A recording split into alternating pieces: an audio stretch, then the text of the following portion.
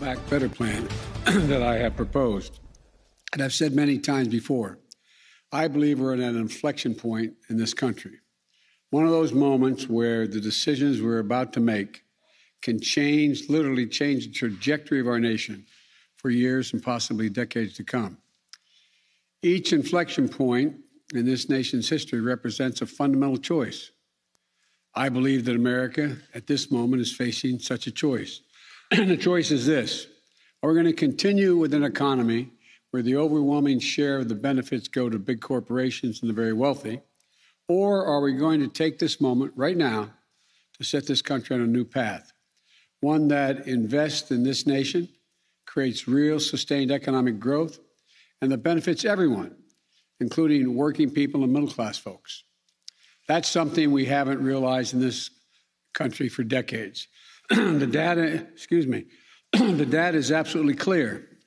Over the past 40 years, the wealthy have gotten wealthier, and too many corporations have lost their sense of responsibility to their workers, their communities, and the country. Just look at the facts. CEOs used to make about 20 times the average worker in the company that they ran.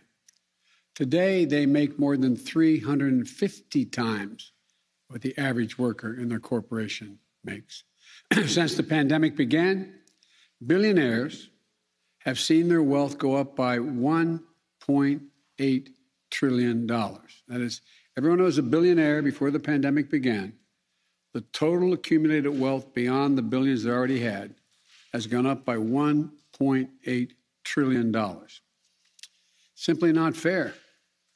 And how is it possible that 55 of the largest corporations in this country paid $0 in federal income taxes? They made over $40 billion in the year 2020, and they paid zero. Think about that. $0 in federal taxes on $40 billion in profits. How is it possible that the wealthiest billionaires in the country can entirely escape paying income tax on what they've made? How is it possible for millionaires and billionaires that can pay a lower rate of tax than teachers, firefighters, or law enforcement officers? Here's the simple truth. For a long time, this economy has worked great for those at the very top, while ordinary, hardworking Americans, the people who built this country, have been basically cut out of the deal. And I've said this from the time I announced I was going to run. I believe this is a moment of potentially great change. This is our moment to deal working people back into the economy. This is our moment to prove the American people that their government works for them, not just for the big corporations and those at the very top. When I was sworn in as president, the nation was struggling to pull out of the worst economic crisis since the Great Depression. Job growth was anemic, with just over 60,000 new jobs per month in the 3 months before I was sworn in. Then we went to work and passed the American Rescue Plan back in March. And it worked. It's still working. Over the last 3 months, we've been creating on average 750,000 new jobs per month. Our economy is growing at the fastest rate we've seen in nearly 40 years. Our recovery is unique in the world.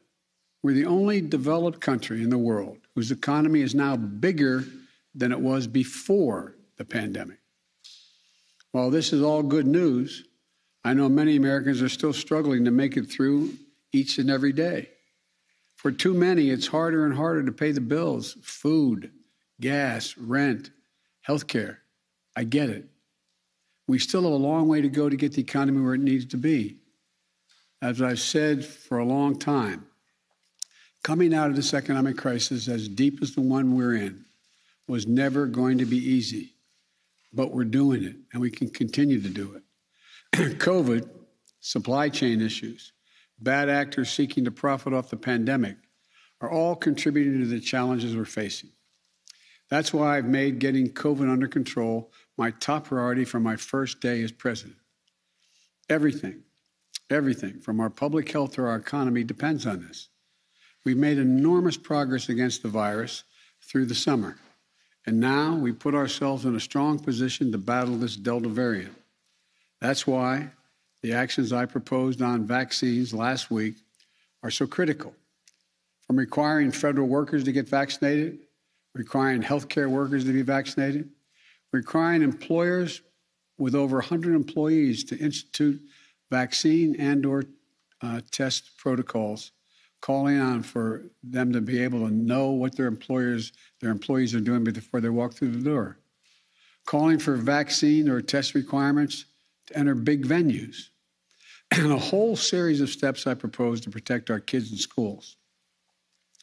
Wall Street firms have analyzed the impact of these plans, and they're projecting that these new requirements will help 12 million more Americans get vaccinated, which will help more businesses stay open and more Americans back to work. The data shows that the overwhelming majority of Americans agree with my proposal. There's no surprise, given that 76% of American adults have already gotten at least one shot. But we're facing a lot of pushback, especially from some of the Republican governors. The governors of Florida and Texas are doing everything they can to undermine the life-saving requirements that I proposed. And some of the same governors attacking me are in states with the strictest vaccine mandates for children attending school in the entire country. For example, in Mississippi, children are required to be vaccinated against measles, mumps, rubella, chickenpox, hepatitis B, polio, tetanus, and more. These are state requirements. But in the midst of a pandemic that has already taken over 660,000 lives, I proposed a requirement for COVID vaccines, and the governor of that state calls it, quote, a tyrannical type move? A tyrannical type move? This is the worst kind of politics, because it's putting the lives of citizens of their states, especially children, at risk. And I refuse to give in to it. These policies are what the science tells us we need to do. They're going to save lives. They'll protect our economic recovery as well and allow the economy to continue to grow. We're also going after the bad actors and pandemic profiteers in our economy. There's lots of evidence that gas prices should be going down, but they haven't. We're taking a close look at that. Taxpayers in this country also have paid for extraordinary effort to keep our country going over the past year or so. Unlike the last administration, which resisted oversight and allowed taxpayers to be victimized by fraud, we're working hard to protect vulnerable Americans from having their identity stolen. As a consequence, their unemployment checks stolen as well. And we're going to offer we're going to go after organized criminals that defraud America or misuse COVID funds. Look, we're also taking a closer look at places in our economy where fewer and fewer corporate giants are controlling more and more of the marketplace in the areas they work. Just look at agriculture and the food industry. A very small number of giant corporations now dominate the market, which gives them the ability to drive up prices because they face so little competition. As we work to build healthier competition in our economy and crack down on bad actors, the American Rescue Plan, which we passed in March, is still working to give hardworking Americans, hardworking people, some relief. One of the best examples of that relief is the expansion of the child tax credit, which in effect is essentially a historic tax cut for families with children. Just yesterday, 39 million working moms and dads got their direct payment. That money is going to help cover groceries, the mortgage, new pairs of shoes, all the things that kids need. It's a tax cut for working families. So, we're working to provide as much relief as we can right now to American families, but here's the truth. Yes, the pandemic has caused a lot of economic problems in the country, but the fact is our economy faced challenges long before this pandemic struck. Working people were struggling to make it long before the pandemic arrived. Big corporations and the very wealthy were doing very well before the pandemic. That's why I've said, starting back in my campaign for president, that it's not enough to just build back.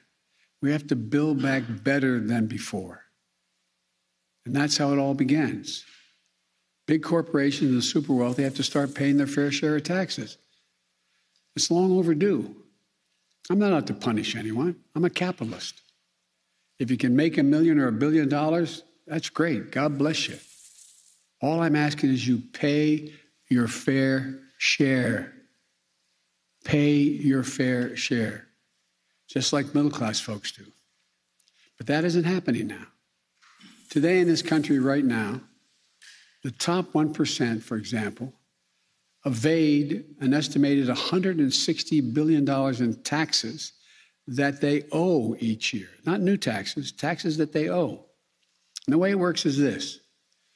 If you're a typical American, like I suspect most of the press people sitting in front of me here, you pay your taxes. Why? Because you get a W-2 form. It comes in the mail every year. The IRS gets that information as well. Your taxes get deducted from your paycheck, and you pay what is owed beyond that. That's why 99% of working people pay the taxes they owe. But that's not how it works for people with tens of millions of dollars. They play by a different set of rules, and they're often not employees themselves. So the IRS can't see what they make and can't tell if they're cheating. That's how many of the top 1% get away with paying virtually nothing. It's estimated by serious economists that that number is about $160 billion collectively owed each year that doesn't get paid. It's not an even playing field. My plan would help solve that. For example, it would give the IRS the resources it needs to keep up with the lawyers and accountants and the super wealthy. It would ask just for 2 pieces of information from the banks of these folks, the amounts that come into their bank accounts and what amounts go out of their bank accounts, so that the wealthy can no longer hide what they're making, and they can finally begin to pay their fair share of what they owe. That isn't about raising their taxes. It's about the super wealthy finally beginning to pay what they owe, what the existing tax code calls for. Just like hardworking Americans do all over this country every tax day. Look, and like I said just a few minutes ago, 55 most profitable corporations in America paid 0 in federal income taxes on what amounted to $40 billion in profit. Not a penny. That's not right. My economic plan will change that. Not punish anybody, just make them pay their fair share. But my Republican friends in Congress don't want to change the law. So what are they doing? They're attacking me and my plan, which is fine. But if you're going to have a debate, let's have an honest debate. My Republican friends are attacking my plan, saying it's big spending. Let me remind you, these are the same folks who just 4 years ago passed the Trump tax cut, totaling almost $2 trillion in tax cuts, a giant giveaway to the largest corporations in the top 1%. And listen to this, almost none of that $2 trillion tax cut was paid for. It just ballooned the federal deficit. In fact, the unpaid bills racked up by the last administration are projected to increase the national debt by more than $8 trillion over time. What I'm proposing is totally different from that approach for 3 reasons. First, my plan is paid for. It's fiscally responsible because our investments are paid for by making sure that corporations and wealthy Americans pay their fair share. Second, we're not going to raise taxes on anyone making under $400,000. That's a lot of money. Some of my liberal friends are saying it should be lower than that. But only corporations and people making over $400,000 a year are going to pay any additional tax. And third, not only will no one making under $400,000 see their taxes go up, the middle class are going to get some tax cuts, some breaks. My plan benefits ordinary Americans, not those at the top who don't need the help. It's a historic middle-class tax cut, cutting taxes for over 50 million families. My Republican friends are making a different choice, though. They'd rather protect the tax breaks of those at the very top than give tax breaks to working families. It's that simple. But let me ask you this. Where is it written that all the tax breaks in the American tax code go to corporations and the very top? I think it's enough. I'm tired of it. For me, it's pretty simple. It's about time working people got the tax breaks in this country. That's what my plan does. And here's what it also does. By asking big corporations and the very wealthy to pay their fair share, it makes it possible to invest in America, to invest in the American people. According to leading economists, forecasters like Moody's and major international financial institutions, my plan will create jobs, make us more competitive, and grow our economy and lessen, not increase, inflationary pressure. I don't know if it's been handed out today, but by the way, 15 Nobel laureates in economics released a letter yesterday arguing that exact same point. They said, and I quote, and this is from 15 Nobel laureates in economics, quote, because this agenda, the one I'm talking about, mine, because this agenda invests in long-term economic capacity and will enhance the ability of more Americans to participate productively in the economy, it will ease long-term inflationary pressures. It will ease it. Let me highlight just a few provisions of my plan. I know this is long, and I apologize, but it's important, I think. My plan lowers the cost of daycare and childcare and elder care for families. And the added benefit of allowing millions of people, mostly women, who are not able to go back to work because of very young family members or elderly people they're taking care of. Allow them to go back to work. It's estimated in the millions can't go back. It lowers health care premiums for millions of families. It lowers prescription drug costs by giving Medicare the power to negotiate lower drug prices. And it strengthens Medicare by adding dental, vision, and hearing coverage if you're on Medicare. It also extends a tax cut for families with kids that we passed in the American Rescue Plan in March. All of this will mean thousands of dollars in savings for the average American family on some of the toughest and most important bills they have to pay every month. My Republican friends talk a lot about inflation. But if you want to talk about actually lowering the cost of living for people in this country, my plan does just that. By strengthening the capacity of our economy, it will also reduce inflationary pressures over the long run. Here's something else my plan does. It confronts the crisis of extreme weather events that we're seeing all around us and around the world, but just here in America. We see it everywhere. We know it's real. In just the past few weeks, and there's more to come, I've seen the destruction of hurricanes in Louisiana, where winds got up to gusts to 179 miles an hour. A deadly toll from flooding in New York, where 20 inches of rain, in New Jersey, more than 11 inches of rain in some areas. More than 5 million acres of our lands and communities have burned to the ground in wildfires just this year alone. That's more than the size of the entire state of New Jersey burned to the ground. When I was out in California, I flew over some of these areas. In addition, there's a severe drought in the West and the Midwest. There's a blinking code red out there for the nation. We can't wait to act. Extreme weather, just last year, cost the American public $99 billion in damage. $99 billion in damage last year. And unfortunately, we're likely to break that record this year. And the evidence is overwhelming that every dollar we invest in resilience saves $6 down the road when the next fire doesn't spread as widely or the power station holds up against a storm. We need to rebuild with resilience in mind, so roads are built higher, levees are made more stronger, Transmission lines are better protected, and so much more. You know, I hope we're past debating climate change in this country. Now we have to act, and we have to act fast. And my plan does that. Let me end with this. This pandemic has been god-awful for so many reasons. The lost lives, as I said, over 660,000.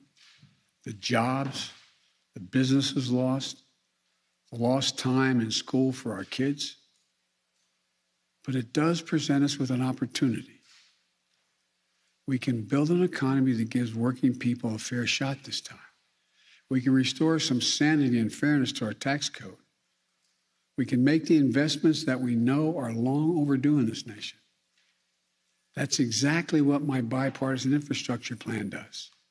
I should say our bipartisan infrastructure plan does. Investments in roads, bridges, highways, clean water in every home and every school, universal broadband, quality, affordable places for families to live. And we can invest in our people, giving our families a little help with their toughest expenses, like daycare, childcare, elder care, prescription drugs, health care, preparing our young people to compete against any country in the world with preschool and community college. We can confront this crisis of extreme weather and climate change and not only protect our communities, but create new opportunities, new industries, and new jobs. In short, this is an opportunity to be the nation we know we can be. A nation where all of us, not just those at the top, are getting to share the benefits of a growing economy in the years ahead. Let's not squander this moment trying to preserve an economy that hasn't worked too well for Americans for a long time. Let's not look backward, just trying to rebuild what we had. Let's look forward together as one America, not to build back, but to build back better. Thank you all very much, and God bless you all. May God protect our troops. Thank you. Mr. President, what kind of impact does it have when celebrities like Nicki Minaj share dubious claims?